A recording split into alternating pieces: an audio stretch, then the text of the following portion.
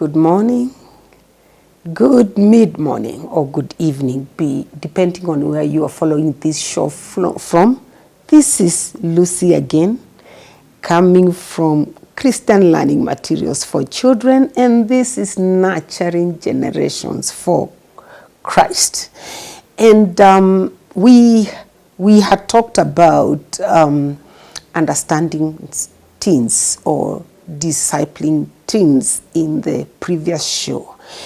And today I would like us to advance on that matter again, because we said we all need to understand how to handle them. And if I can do a little bit of recap, we said that actually the main topic there or subtopic there was knowing your teens. And it's like, how are teens like? And how do we need to talk to them? How do we need to really be interesting? You know, because of course they get bored very easily. And we say the best way is to know how they are developing, what they are becoming is mentally, physically, emotionally, and socially. We need to understand where they are at. And I think that's what we said in the previous episode. And then we said after knowing that, then we'll be knowing what we need to do. What's the best approach that we need to have? And just to quote one of the mental characteristics, I'm sure if you went back you found out, is that the teens, you see, they like to think about hard questions. You know, that's mentally, you know, a teenager like to think about hard questions, solve puzzles, and to use their minds. All right.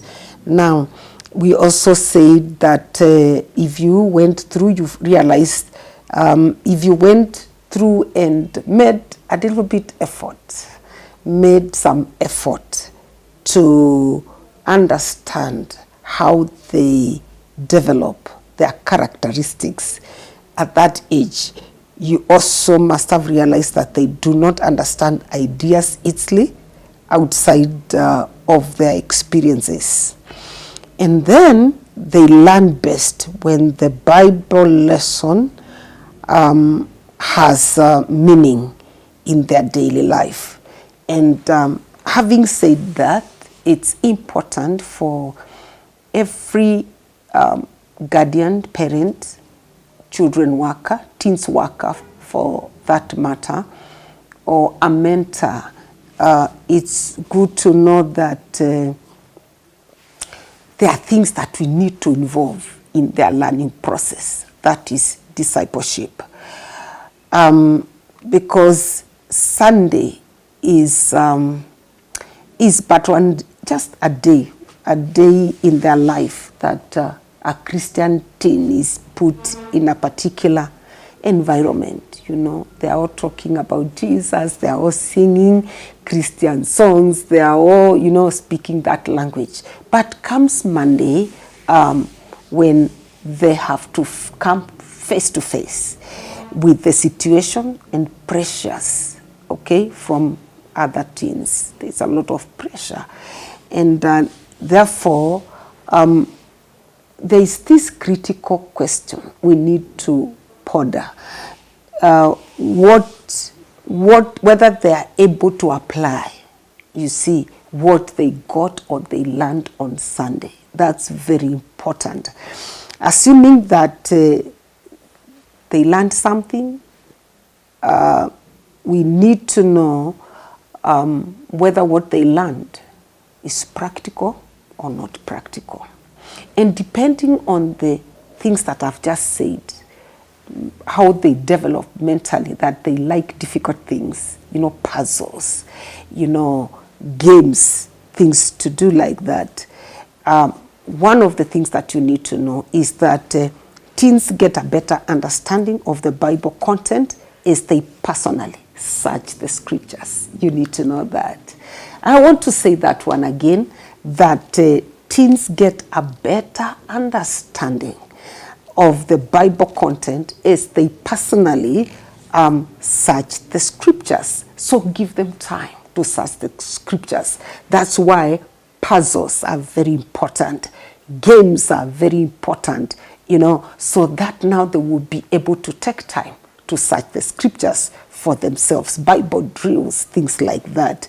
And then if we do that, we need to know that it raises their level of interest, because we said we need to be interesting when we are dealing with teens. They get bored very easily, you see. And a teenager has many teachers. You are just one of them. The smartphone, the movies, the smart TV, or the cartoons, you see, and the music, you see. So you are many there, so you have to stand out. And therefore, when you give them, puzzles, a way of just discovering, Bible verses, or content, or searching scriptures, it makes them now, they get it, it touches some level of interest, then attention, then insight, all right? And then they are going to achieve what they like achieving.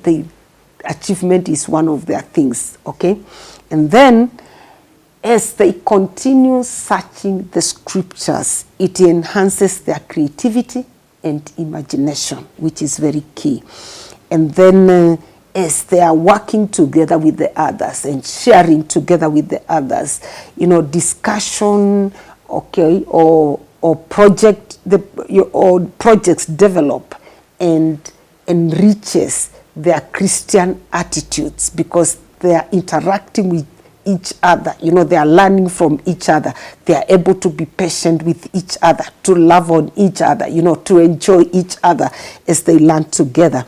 And then again, you also know that they are challenged and helped to assume responsibility as leaders, beside having talent that is being developed. So give them time and ways, you see, to explore the Bible content, or scriptures on their own, without really so much involvement. And as a teens teacher or trainer or disciple, you have to be very creative. Creativity is the key, because you have to come up with ideas. You see, I just mentioned maybe puzzles, I just mentioned games, but you can't deal with that throughout. They'll get bored, you see, and when they see you, they think they see puzzles and games. So you have to be a little bit more creative. So we need to develop our creativity, because God is a creator, all right? And that means then if we are like God, then we can be creative. As we do this, there are some of the things that we need to know about teenagers. There are some characteristics of the spiritual development of teenagers that we need to take note of. Number one, we need to know that they doubt, and doubting and disbelief, because some of them, you remember, their parents are Christians, and it's possible to inherit faith. And when the rubber meets the road, as they grow up, they're likely to doubt, you see, and get into unbelief. So we need to take note of that and be able to address some of those things, because it's a common problem to most of the teens, and especially those who are from Christian background, because it's like, because we found our parents Christians, there's an assumption we are also believers or Christians. Then there's a problem of faith in the real world, you see, because that inherited faith may not work in the real world, because the problem of the teenager, what the parents faced may not be necessarily what the teenager is facing. So we need to take on that, to take note of that. And then there is the issue of commitment and failure. Why? Many Christian teens have expectations of a sinless life, you see. And then they realize in one way they will fail in one way or another. So we need to, and we need to note that, because when that happens, you know what happens? They feel discouraged and they want to give up. All right? So we also need to take note of that. Then we also need to take note that the teen standards and perfection. You know, those are some of the characteristics of spiritual development of teenager. You know, the teen standards and perfections. You know, young teenagers are idealists, you see. And what happens is that they have a strong desire to make their lives count, okay? And they often feel hopeless. So when we are discipling them, we need to correct these things. Not really correcting, but bringing them into the right perspective, all right? Then we also need to know the importance of models, you know, role models.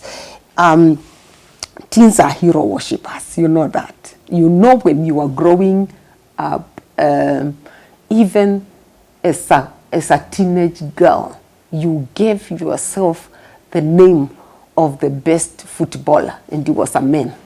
You know what? It was happening because teenagers are hero worshippers. So they look for someone to pattern their lives. They look for to pattern their lives after. So it is in the discipleship, of course, as much as we are bringing Jesus, okay, as their hero, their role model. He is our role model in all aspects of life, you know, for all of us. But you see, they can't see him, okay? But we also need to know that they look for people that they can interact with, you see? So you need to know where to place Jesus, and you also need to point them to some Christians who are succeeding in the areas that they are interested in. And then that's what they need to do, because they expect adults to be superhuman. You know, they're expecting you, as you disciple them, as you mentor them, to be superhuman. And you know you are not superhuman. So we need to know that those who succeed are adored by them. So what are we succeeding in? Is it negative or positive? We need to put that balance if we have to accurately disciple the teens, the Lord helping us. That's the understanding. I'm saying that we really need to understand them. Thank you very much. Materials?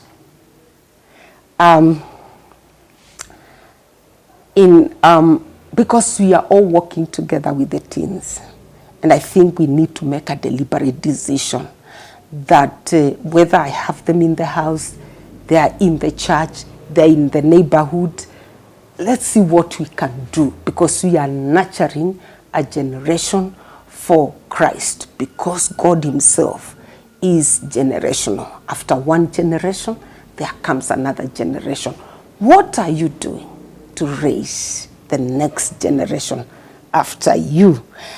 At CLMC, we have materials that you can use to disciple teens. You know, the materials are biblically sound. They are age appropriate. That's why they are only for teens, the ones we have. And then they are tailor-made for Africa. And then they are interdenominational. So they are easy to use. So you can pick for your teen in the house. You can pick for your teens club in the neighborhood. You can pick for your teens in the church. Don't suffer.